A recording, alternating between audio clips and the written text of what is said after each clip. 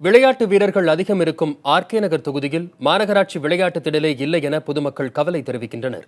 விளையாட்டு மைதானம் அமைத்து தரப்படும் என்ற அரசியல் கட்சியினரின் உறுதிமொழி இந்த இடைத்தேர்தலுக்கு பிறகாவது நிறைவேற்றப்படுமா என்றும் அவர்கள் கேள்வி எழுப்பியுள்ளனர்.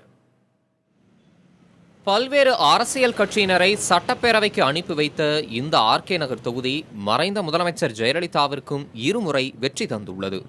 ஒவ்வொரு முறையும் தேர்தல் காலங்களில் வாக்குறுதிகளை அளிக்கும் அரசியல் கட்சியினர் அதனை நிறைவேற்றவில்லை என்ற அதிருப்தி இங்கு மேலோங்கியுள்ளது. அதில் விளையாட்டு மைதானம் அமைத்து தரவில்லை என்பதும் ஒன்று.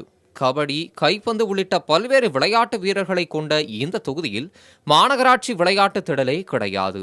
ஆகையால் துறைமுகத்திற்கு சொந்தமான ஒரு இடத்தையே பயன்படுத்தும் நிலை இருப்பதாகவும் இப்பகுதி மக்கள் ஆதங்கம் தெரிவிக்கின்றனர். எங்களுக்கு என்ன சொல்றது, போதுமான வசதி இல்லை விளையாடுறதுக்கு. அப்புறம் போதுமான வசதி இல்லை. அப்புறம் பாத்தீங்கன்னா நிறைய பேர் வராங்க. ஃபர்ஸ்ட் பாத்தீங்கன்னா ஒரு 10 பேர் தான் விளையாடிட்டு இருந்தோம். நாங்க 10 பேர் விளையாடிட்டு இருந்தோம். அப்புறம் சின்ன பசங்க எல்லாரும் வந்து சேர்ந்தாங்க. எல்லாம் நாங்க விளையாடணும். ஆனா போதுமான வசதி இல்லை. இப்ப கிரிக்கெட்டும் வந்து விளையாட ஆரம்பிச்சிட்டாங்க. எங்களுக்கு தான் இப்ப பாத்தீங்கன்னா நிறைய கிரவுண்ட் வந்து வேணும் எங்களுக்கு. துறைமுகத்திற்கு சொந்தமான இந்த இடத்தில் பொதுமக்கள் விளையாட அனைத்து நாட்களிலும் அனுமதிக்கப்படுவதில்லை என்று கூறும் வீரர்கள் இந்த இடம் சுகாதாரம் இல்லாமல் இருப்பதாகவும் தெரிவிக்கின்றனர்.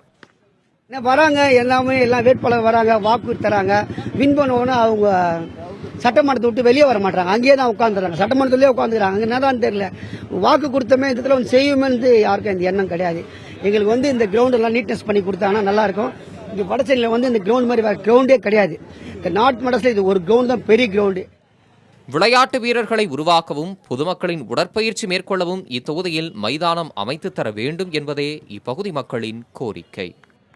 விளையாட்டு வீரர்களின் திறமையை மேம்படுத்துவதற்கு விளையாட்டு திடல் அவசியமாக இருக்கிறது என்றும், விளையாட்டு திடலை கொண்டு வருவதற்கும் அதை மேம்படுத்தக்கூடிய நடவடிக்கை இருக்கக்கூடிய நபர்களுக்கு தங்களுடைய வாக்கை அளிக்க இருப்பதாக இளைஞர்கள் தெரிவிக்கின்றனர்.